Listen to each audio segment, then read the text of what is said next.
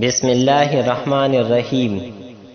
لا تقل الا بما يطيب عنك نشره ولا تفعل الا ما يستر لك اجره.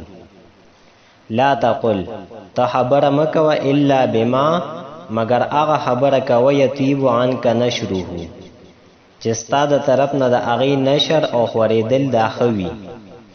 ولا تفعل او کار مکوه الا ما يستر لك اجره مگر هغه کار کوا چې په هغې باندې تاله ثواب لیکلی کیږي. په دې ضرب المثل کې انسان ته د دوو خبرو ترغیب ورکړی دی. اول دا چې داسې قسمه خبره کول پکار دی چې په هغې کې خیر وي او هغه ښه وي. دویم دا چې داسې قسمه کار کول پکار دی چې په هغې باندې بنده ته ثواب میلو شي. لا تقل الا بما يطيب عنك نشره ولا تفعل الا ما يستر لك اجره. د دې باقی کلماتو لغوي تحقیق په مخکې سبقونو کې تیر شوی دی او نشر دا مصدر دی د نصر ینصرو باب نه، معنی د خوریدل.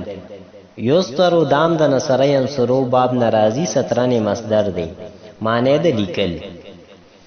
لا تقل الا بما يطيب عنك نشره ولا تفعل الا ما يستر لك اجره.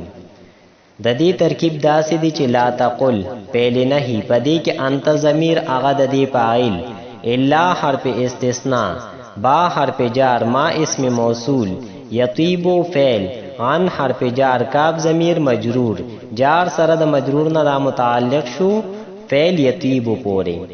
نشره مضاف مضاف الیه دا فاعل شو د فعل لپاره، فعل سره د خپل فاعل او متعلق نه دا جمله فعلیه خبریه دا صله شو د ما اسم موصول لپاره.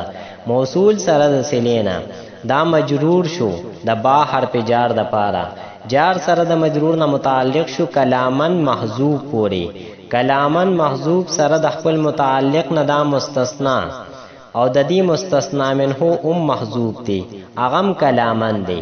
نو مستثنا منه سره د مستثنا نه دا مفعول به شو د لا تقل فعل لپاره، فعل سره د خپل فاعل او مفعول به نه دا جمله انشائیه معطوف علیه.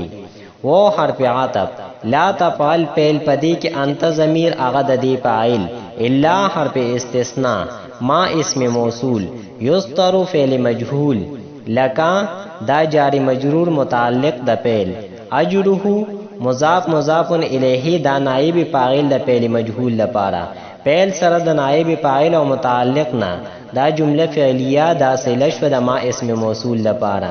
موصول سره د صلینا دا متعلق شو د محذوف فعلن فوری، فعلن محذوف سره د خپل متعلق نه دا مستثنا او د دې مستثنا منه محذوف دی، هغه فعلن دی.